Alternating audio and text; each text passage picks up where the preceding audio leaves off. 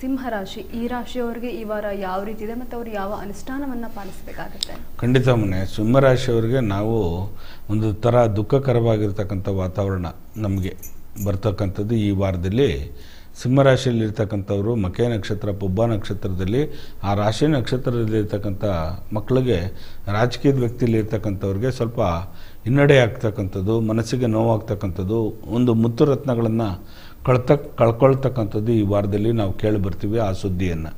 ಹಾಗಾಗಿ ಸಿಂಹರಾಶಿಯಲ್ಲಿರ್ತಕ್ಕಂಥವರು ನೀವೇನಪ್ಪ ಮಾಡಬೇಕು ಅಂದರೆ ಗ್ರಾಮ ದೇವತೆಗಳ ಮೊರೆ ಹೋಗಬೇಕು.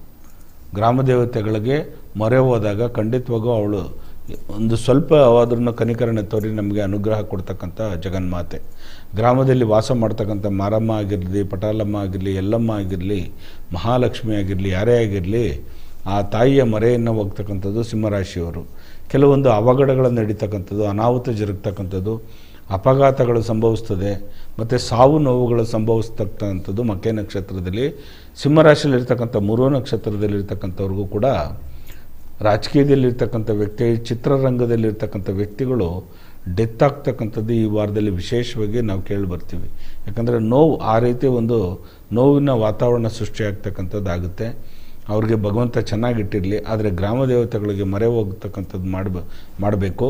ಸಾಯಂಕಾಲ ಇವತ್ತು ಈ ಸಿಂಹರಾಶಿಯಲ್ಲಿರ್ತಕ್ಕಂಥ ಮೂರು ನಕ್ಷತ್ರದವರು ಪ್ರದೋಷದ ಸಮಯದಲ್ಲಿ ನೀವು ಶಿವನ ದೇವಸ್ಥಾನದಲ್ಲಿ ಇಲ್ಲ ಕಾಲಭೈರೇಶ್ವರ ದೇವಸ್ಥಾನದಲ್ಲಿ ವಿಶೇಷವಾಗಿ ಒಂದು ಸಂಕಲ್ಪವನ್ನು, ಪೂಜೆಯನ್ನು ಮಾಡ್ತಕ್ಕಂಥದ್ದು ಮಾಡಿ, ಖಂಡಿತವಾಗಿ ಒಳ್ಳೆಯದಾಗುತ್ತೆ.